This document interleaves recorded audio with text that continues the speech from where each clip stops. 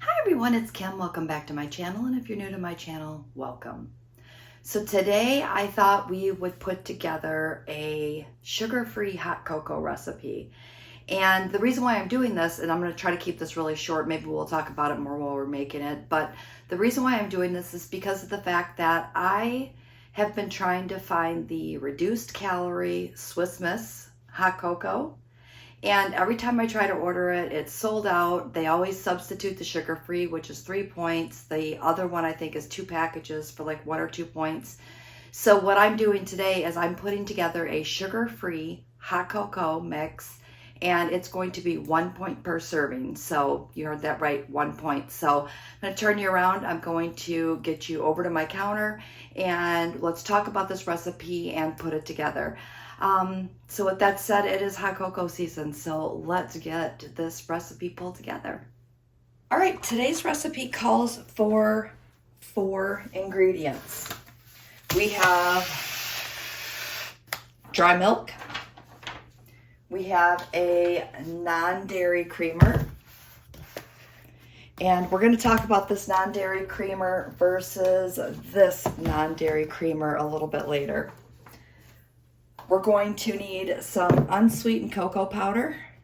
This is the one that I had. And then we're going to need a granulated no-calorie sweetener or sweetener packets. And I have this, so I'm just going to go ahead and use this.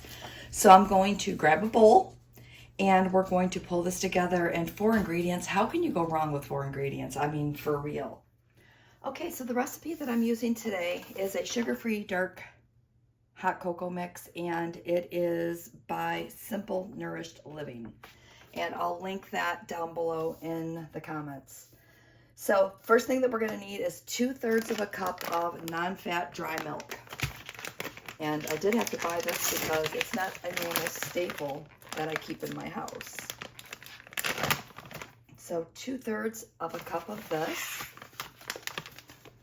So we're just going to measure that out. There's 1 and 2/3. Set that off to the side. The next thing we're going to need is 1/3 cup of powdered non-dairy creamer. So as I open this one up, again, this was the Kroger brand. It was on sale. So if you can get a good deal, watch for it to go on sale and stock up when you need to. I'm sure I have more than enough since I got the larger container. So we're going to need 1/3 cup of this. Just gonna pour that in.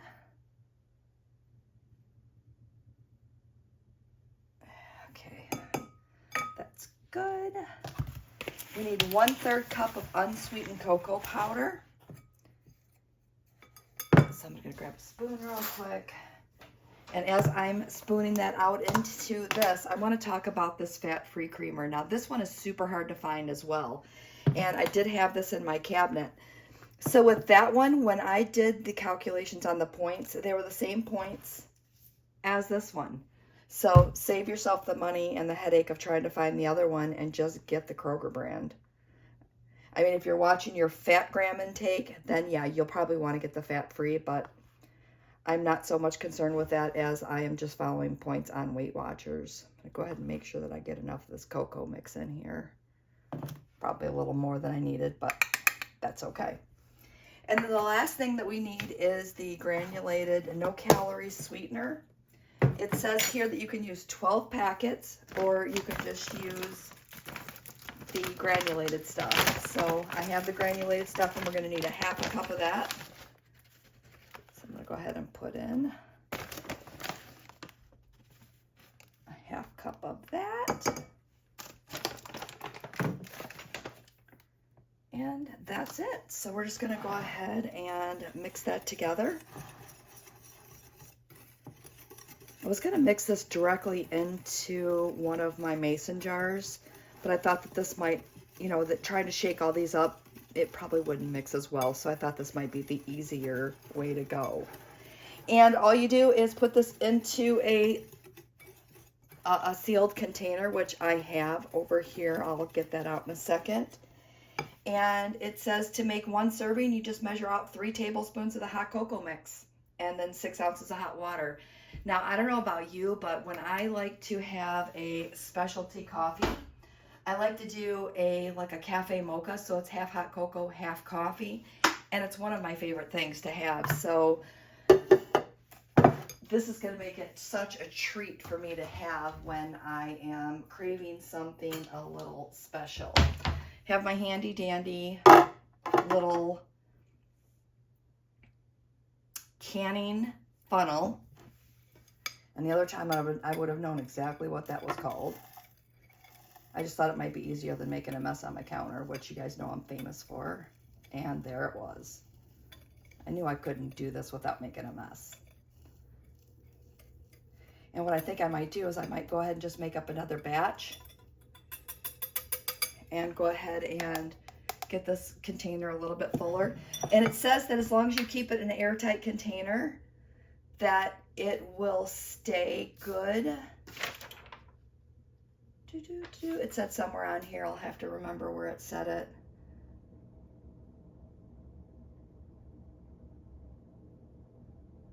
I can't find it right now. I might have just read it before I printed this off, but it stays good for several months. So, I mean, that's a really good thing. And it also gives you some different variations that you can add different extracts or different things to it and switch it up. So that's really cool. All right, so with that said, I'm going to wrap up today's video. I'm going to go ahead and probably make up 2 more batches of this and just go ahead and fill up my container so that I have that ready. And I will have my hot cocoa ready to go for the season. All right, so thank you for watching. If you liked today's video, don't forget to give me a thumbs up, leave me some comments below, and if you're not already subscribed to my channel, hit that little subscribe button and the bell if you want to be notified of upcoming videos. And with that said, happy hot cocoa season, and we'll see you with the next video.